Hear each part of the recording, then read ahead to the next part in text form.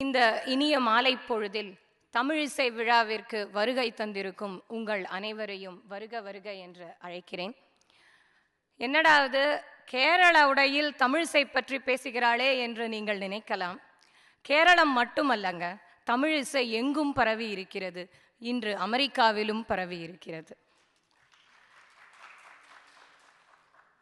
தமிழிசை பற்றி 10 நிமிடம் பேசுங்கள் என்று உமாசேகர் கேட்டார்கள். 10 நிமிடத்திற்குள் தமிழிசையை அடக்க முடியாது. அது ஒரு பெருங்கடல். சரளி வரிசை என்றால் உங்களுக்கு சரிகம பத நிச தெரியும். ஆனால் குரல், துத்தம், கைக்கிளை, உழை, இழி, விளரி, தாரம் இப்படித்தான் அன்று பண்டைய காலத்தில் தமிழிசை வழங்கப்பட்டன. தமிழர்கள் நிலத்தை 5 வகையாக பிரித்தார்கள். அதே 5 நிலங்களிலும் பண்ணிசை உருவாயிற்று. குறிஞ்சிப்பண், மருதப்பண், முல்லைப்பண், நெய்தல்பண், பாலைப்பண். அன்றைய குறிஞ்சிப்பண் நாட்டுப்புற பாடலாகி பின்னர் குறிஞ்சி ராகமாயிற்று. காலப்போக்கில் இசையும் வெவ்வேறு வடிவங்களை எடுக்கிறது. காதலாகி கசிந்துருகி இன்று சீதா கல்யாணமாக ஒவ்வொரு கல்யாணத்திலும் பாடப்படும் ராகம் குறிஞ்சி. முல்லைப்பண் அது மிகவும் பரிச்சயமான ராகம், மோகனம், சரிகபதச. இதனுடன் மத்தியமமும் நிஷாதமும் இணைந்தால் அது ஹரி காம்போஜியாகும். அதேபோல் முல்லைப்பண் செம்பாலை பண்ணாயிற்று. அரும்பாலை சங்கராபரணம். சங்கராபரணத்தில் கிரகபேதம் செய்ய செய்ய பற்பல ராகங்கள் உருவாகின. இதைத்தான் திரைப்பட பாடலில் 7 ஸ்வரங்களுக்குள் எத்தனை ராகம் என்றார்கள். கொடிப்பாலை கரகரப்பிரியா, பதுமலப்பாலை நடபைரவி, இன்னும் சொல்லிக்கொண்டே போகலாம். தமிழிசை என்றவுடன் நம் நெஞ்சில் நினைவுக்கு வருவது பக்தி. ஏனெனில் அன்று தமிழிசையில் பக்தி மேலோங்கி இருந்தது. தமிழும் பக்தியும், ஏனால் பக்தி என்ற உணர்வை பிழிய பிழிய சொல்வதற்கு தமிழ் மொழியை தவிர வேறு எந்த மொழியும் கிடையாது என்று நான் சொல்லுவேன். ஏனெனில் நான் அறிந்த மொழிகளிலே தமிழ் மொழி போல் வேறென்றும் இனிதாக இல்லை. 12 திருமுறை, இதில் சைவமும் வைணவமும் இணைந்தது. இதில் தேவாரத்திலிருந்து ஒரு பாடலை சொல்ல விரும்புகிறேன். ஏனெனில் பக்தி என்றவுடன் ஏன் இந்த பிறவி எனக்கு, எப்பொழுது இறையை நினைப்பேன், இப்படித்தான் நாம் நினைப்போம். ஆனால் இந்த பாடலில் புலவர் வித்தியாசமாக பாடுகிறார். மனிதனாய் பிறந்ததால் தான் இறைவனே உன்னை நான் நினைக்கிறேன், மீண்டும் மீண்டும் எனக்கு மனித பிறவியை தா என்கிறார். அன்னம் பாலிக்கும் தில்லை சிற்றம்பலம், பொன்னம் பாலிக்கு மேலும் இப்பூமிசை, எண்ணம் பாலிக்கு மாறு கண்டின் புற இன்னம் பாலிக்குமோ இப்பிறவியை.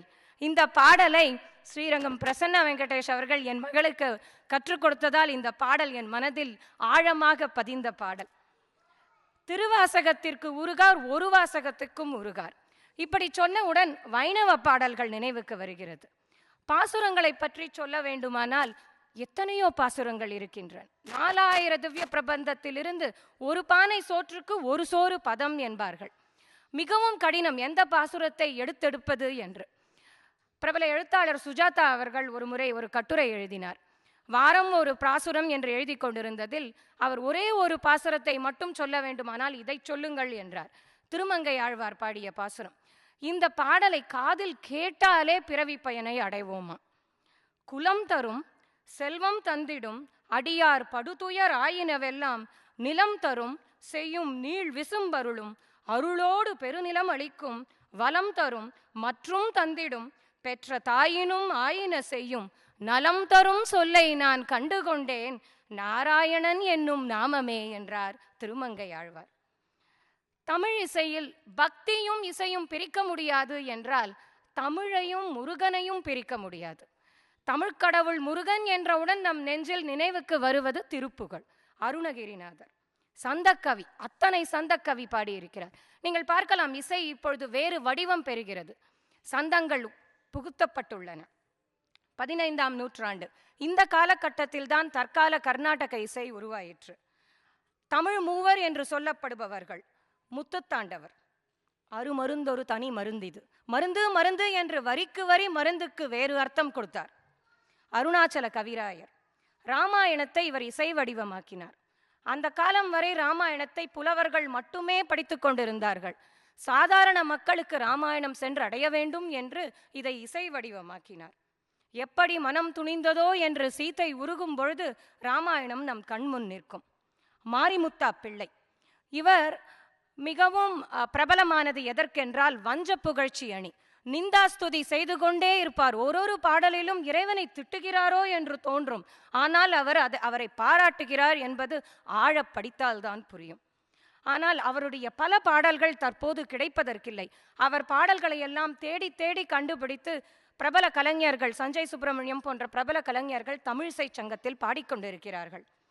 அடுத்தது ஊத்துக்காடு வெங்கட சுப்பையர். தாயே யசோதாவில் தாலாட்டும் தோடியாகி, நாட்டை குறிஞ்சியில் பால்வடியும் முகமாகி, சுருட்டியில் கள்ள பார்வை ஒன்றை தந்து அலை பாய்ந்து காதலாய் கவர்ந்தெழுக்கும் கானடாவாகி, பேகடாவில் கண்கண்ட தெய்வமாகி, முன் செய்த தவப்பயனாய் முக்தி தரும் மாதவனை பூபாலத்தில் நமக்கு தந்தவர் ஊத்துக்காடு சுப்பையர். இதே காலகட்டம் படி செல்ல வேண்டும் என்றால் இப்பொழுது தமிழிசை நாட்டுப்புற சாயலோடு வரும். குறவஞ்சி, குற்றால குறவஞ்சி இன்றும் நாட்டிய மேடைகளில் ஆடிக்கொண்டிருக்கிறார்கள். அழகர் குறவஞ்சி, அழகர் குறவஞ்சியை தந்தவர் கவி குஞ்சர பாரதி. பாரதி என்றால் முறுக்கு மீசை பாரதி மட்டுமல்ல, முறுக்கு மீசை பாரதிக்கும் தமிழிசைக்கும் தொடர்புண்டு என்று நான் சொல்லி உங்களுக்கு தெரியப்படுத்த வேண்டாம். கோட்டீஸ்வர ஐயர் தான் கவி குஞ்சர பாரதி என்று பட்டப்பெயர் பெற்றார். அந்த கோட்டீஸ்வர ஐயரின் பேரன், அவர் பெயரும் கோட்டீஸ்வர ஐயர், அவர் குஞ்சரதாசன் என்ற பெயரில் பல பாடல்களை எழுதியிருக்கிறார். குறிப்பாக 72 மேளகர்த்தாவிலும் பாடல்களை பாடியிருக்கிறார். தியாகையர் அவர் கனவில் வந்தாராம். அதற்கு மறுநாள் எழுதினார், இனி நமக்கொரு கவலையும் இல்லை, என்றும் இன்பமே மனமே, தியாகராஜ சுவாமி கனவில் வந்து காட்சி தந்ததால் என்றார். மழவை சிதம்பர பாரதி இவர் ஹரிகதை சொல்வதில் மிகவும் பிரபலமானவர். நீங்கள் பார்க்கலாம், நாட்டுப்புற பாடல் இப்பொழுது ஹரிகதையாக ஜனங்களுக்கு சென்று அடைய வேண்டும் என்பதுதான் குறிக்கோள். மக்கள் விரும்ப வேண்டும் என்பதால் தான் இப்படி இசை உருவெடுக்கிறது. இவர் ஒரு பொருட்பன்மொழியில் பாடுவார். ஒரே சொல்லுக்கு பல அர்த்தங்கள் இருக்கும். பூமேல் வளரும் அன்னையே என்று ஆனந்த பைரவியில் கொஞ்சுவார். ஆனந்த பைரவி ஒரு மருத்துவ குறிப்பு.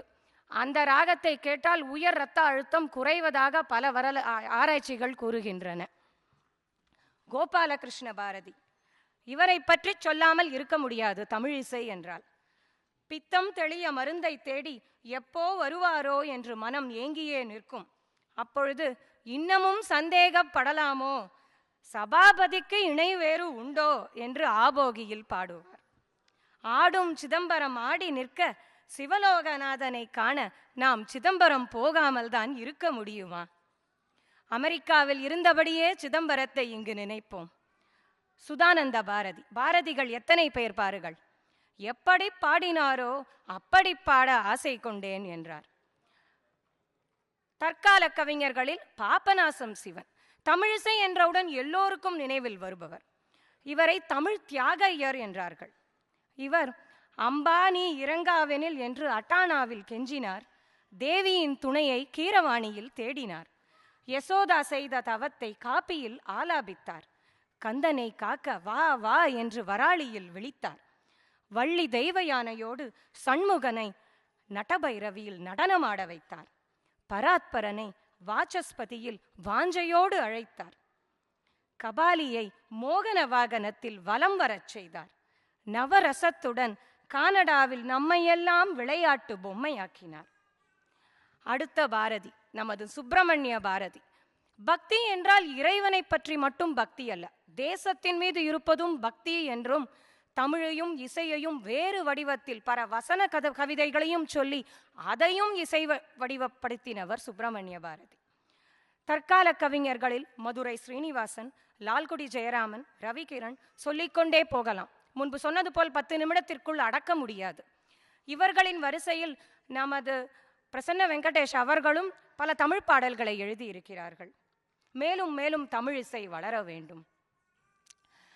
குறிப்பாக கச்சேரிகளில் பெரும் பாடலை பாடி முடித்த பின்பு, தனியாவர்த்தனம் முடித்த பின்பு எல்லோரும் நம்ம மார்கழி மாத கச்சேரிக்கு போனீங்கன்னா சிற்றுண்டி கேன்டீனுக்கு போகலாமான்னு யோசிப்பாங்க. ஆனால் அப்போதாங்க நான் ஆணித்தரமாக உட்காருவேன். ஏன்னா அதுக்கப்புறம்தான் தமிழ் பாட்டு வரும். ஏன்னா தமிழ் பாட்டை முதல்ல பாட மாட்டேங்கிறாளே என்று என் மனம் ஏங்கும். அப்படி இருக்கும் பொழுது இன்று முழுக்க முழுக்க தமிழ் கச்சேரி என்பது மிகவும் ஒரு பெரிய வரப்பிரசாதம் என்று சொல்லலாம். இந்த நிகழ்ச்சியை வழங்கும் ஆதித்யா சேகருக்கு எனது வாழ்த்துக்கள்.